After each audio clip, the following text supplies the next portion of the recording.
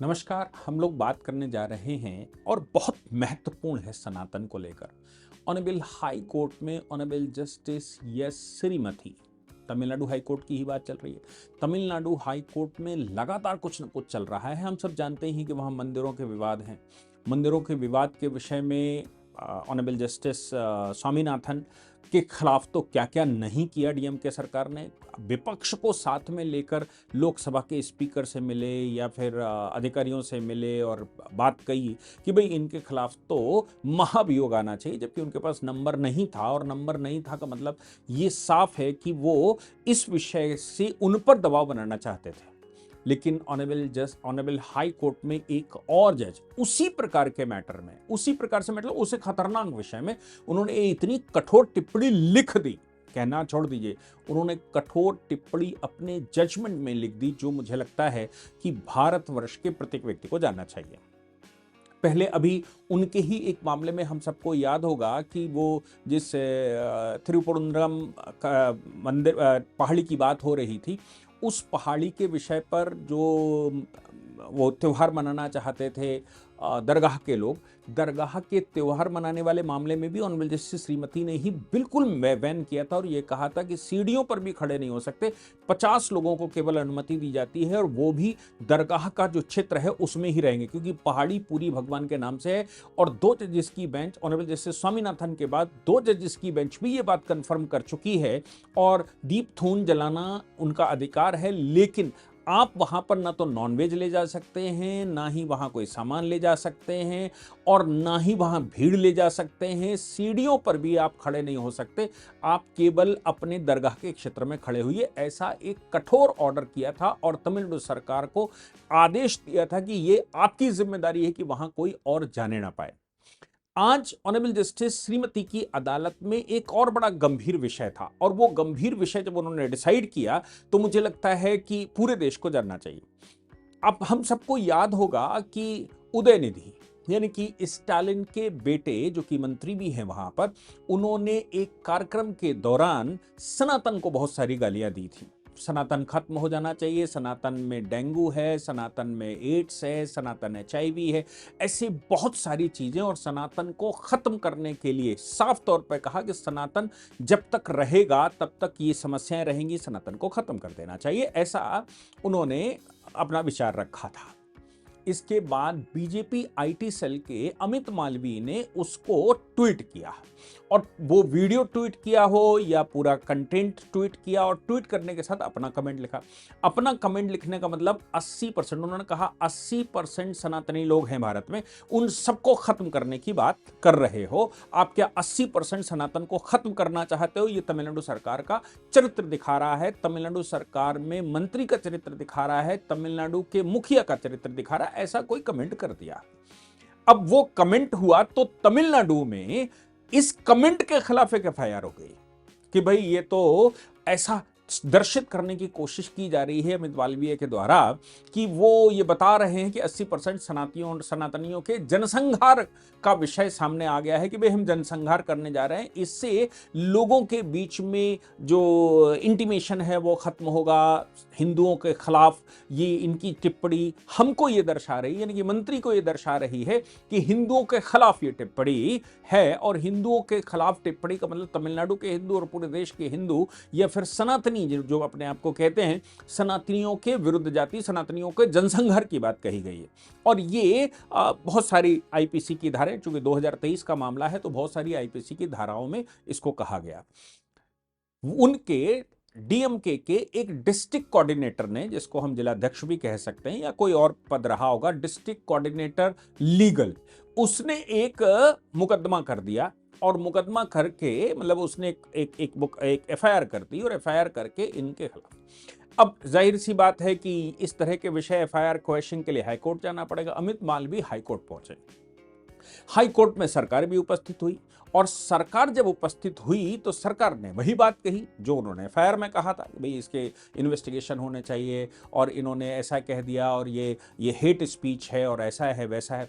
अब hate speech की बात तो इन्होंने कही, मतलब कोर्ट के अंदर ये कहा कि भाई ये हेट स्पीच है और हेट स्पीच पर मुकदमा होना चाहिए।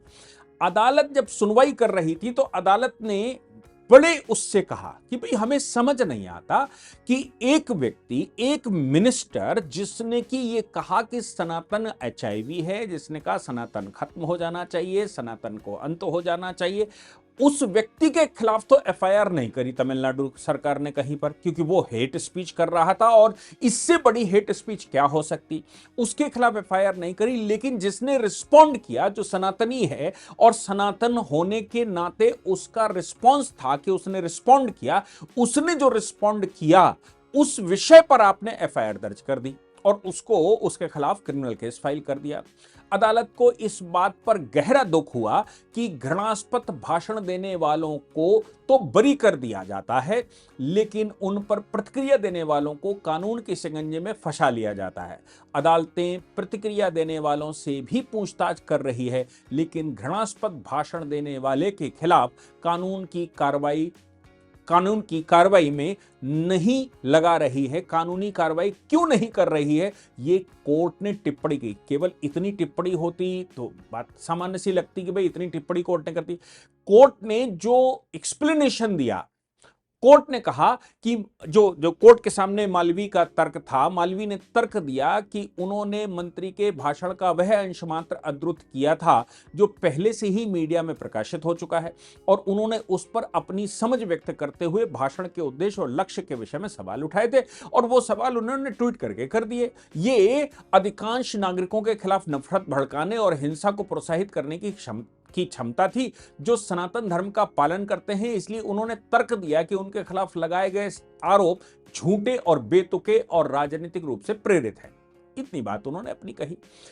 जो कोर्ट ने उस पर अपना मत रखा, वो कहा, कोर्ट ने कहा यह स्पष्ट है कि डीएमके और उसके बाद डीएमके द्वारा, डीएमके मतलब उनकी पार्टी और उनके द्वारा पिछले 100 वर्षों में, कोर्ट ने, मतलब आप देखिए इस बड़े महत्वपूर्ण तरीके से कहा, पिछले 100 वर्षों से हिंदू धर्म पर स्पष्ट आक्रमण किया जा रहा है। कोर्ट ने कहा कि स्पष्ट आक्रमण किया जा रहा है जिससे मंत्री संबंधित है। समग्र परिस्थितियों पर विचार करते हुए देखा गया है कि याचिकाकर्ता ने मंत्री के भाषण के छिपे अर्थ पर सवाल उठाया है, इसके अतिरिक्त कुछ नहीं। इतनी बात भी कह देती है अदालत तो भी समझ आता कि भाई इतनी बात कह दी, लेकिन जो बात नरसंहार वाली कही गई उस पर जो अदालत ने टिप्पणी की है और जो कहा है, ऑनरेबल जस्टिस श्रीमती को प्रणाम करना चाहिए कि उन्होंने वो कह दिया जो पूरा संपूर्ण सरकार या वहां का विपक्ष, या मैं कहूं भारतीय जनता पार्टी और बाकी हिंदूवादी संगठन राइट विंग नहीं कह पाए सही से, कहा, लेकिन जो मीडिया ने नहीं पकड़ा। उन्होंने कहा आगे, उदयनिधि के भाषण से नरसंहार का संकेत मिल सकता है। देखिए, उदयनिधि, क्योंकि वो ये कह रहे थे कि ये जो अमित मालवीय का ट्वीट है वो ऐसा दर्शा रहा है कि नरसंहार की बात कर रहे हैं, कि हिंदुओं के नरसंहार की बात उदयनिधि ने कर दी, जिससे कि हेट स्पीच कही गई। कोर्ट ने कहा कि समाप्त करना, आपने कहा सनातन को समाप्त करना है। सनातन को समाप्त करना शब्द का अर्थ है कि कोई मौजूदा चीज नहीं रहनी चाहिए। यदि इसे वर्तमान मामले पर लागू किया जाए, यानी यदि सनातन धर्म नहीं रहना चाहिए तो सनातन धर्म का पालन करने वाले लोग भी नहीं रहने चाहिए। इसका मतलब तो यह हुआ, इसका अर्थ है उन गतिविधियों का दमन कर देना या दमन करना जो विनाशक की धारणा के अनुरूप नहीं है। तब ऊपर बताए गए समानार्थी शब्द लागू होते हैं। समानार्थी शब्द लागू होते हैं। यदि सनातन धर्म का पालन करने वाले लोगों का समूह नहीं रहना चाहिए तो उपयुक्त शब्द नरसंहार है। यानी कि यह कहा जा रहा है कि सनातन को अंत करने का मतलब, कोर्ट कह रहा है सनातन को अंत करने का मतलब सनातन को मानने वालों का अंत करना, और उस मानने वालों का अंत करना का मतलब नरसंहार है। यदि सनातन धर्म एक धर्म है, अब इसको उन्होंने कहा कि सनातन को समाप्त करना है, तुमने ये कहा, मतलब उदयनिधि ने ये कहा कि सनातन को समाप्त करना, किसी भी एग्जिस्टिंग चीज को समाप्त करने का मतलब हो गया है कि उसका नरसंहार करना। अगर व्यक्ति है तो उसका नरसंहार करना, और अगर धर्म है, देखिए बड़ी महत्वपूर्ण टिप्पणी, यदि धर्म है तो सनातन धर्म एक धर्म है तो यह धर्म संहार है। यह नया शब्द ऑनरेबल कोर्ट ने इजाद किया है, जिसमें कहा है कि जब आप धर्म को समाप्त करने की बात करते हैं, संप्रदाय को नहीं। संप्रदाय, देखिए मैं आपको बताऊं, मजहब और संप्रदाय। मजहब वो है जो एक परमेश्वर को मानते हैं, एक अल्लाह को मानते हैं, एक देवी देवता को मानते हैं और उसके अतिरिक्त सबको नकार देते हैं, वो मजहब है, वो संप्रदाय।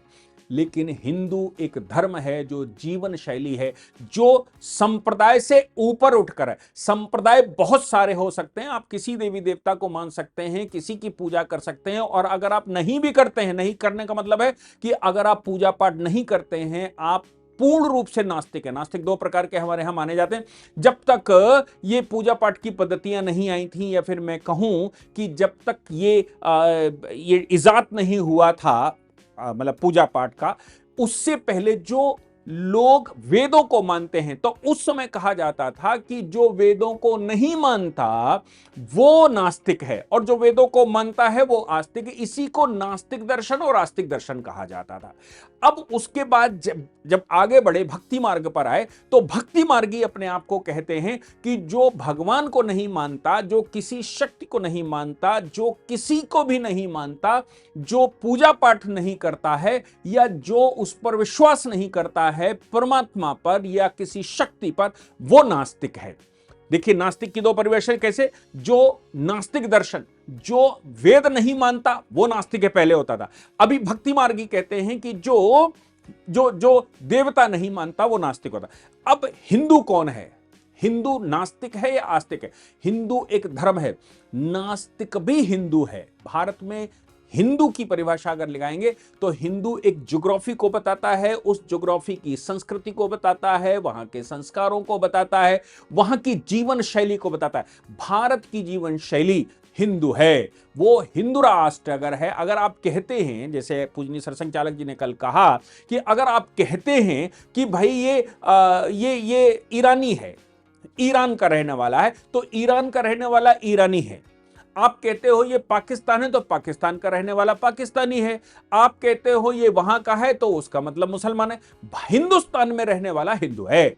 जो हिंदुस्तान में रहता है, जो हिंदुस्तान की संस्कृति मानता है, जो हिंदुस्तान के संस्कार मानता है, जो हिंदुस्तान की जीवन शैली, उसके मूल्य मानता है, वो हिंदू है। ये परिभाषा है। ये सुप्रीम कोर्ट ने भी कई बार ये रिपीट किया है कि हिंदू वो है जो इस धरती को अपनी मां मानता है, यहां को अपनी देवभूमि मानता है, इस भूमि को अपनी देवभूमि मानता है, और मातृभूमि तो मानता ही मानता है, और यहां के संस्कारों से अपने आप को जोड़ता है, भारतीय पूर्वजों से जोड़ता है, भारत के पूर्वजों ने जो सिद्धांत और मूल्य स्थापित किए, उन मूल्यों से जोड़ता है, वो हिंदू है। अब यहां पर हिंदू है का मतलब सनातन है। हिंदू ऐसा मतलब सनातन है। अब उसको ये कहा गया कि भाई धर्म है, सनातन धर्म है। सनातन धर्म का मतलब है कि जो पुरातन है, और पुरातन से अभी तक जो है, मतलब जब सृष्टि का निर्माण हुआ तब से लेकर अभी तक जो धर्म है, यानी कि जो जीवन शैली है, उस जीवन शैली को मानने वाले। अब भारत में उस जीवन शैली को मानने वाले 80% लोग हैं, जो 100 करोड़ के ऊपर बनते हैं। तो जब ये कहा गया कोर्ट में, जब वो नरसंहार की बात करते हैं, तो कोर्ट ने कहा सनातन को खत्म करना, किसी धर्म को खत्म करना, यानी कि ये धर्म संहार है। अब धर्म संहार शब्द कोर्ट ने नया बना दिया। यदि सनातन धर्म एक धर्म है तो यह धर्म संहार है।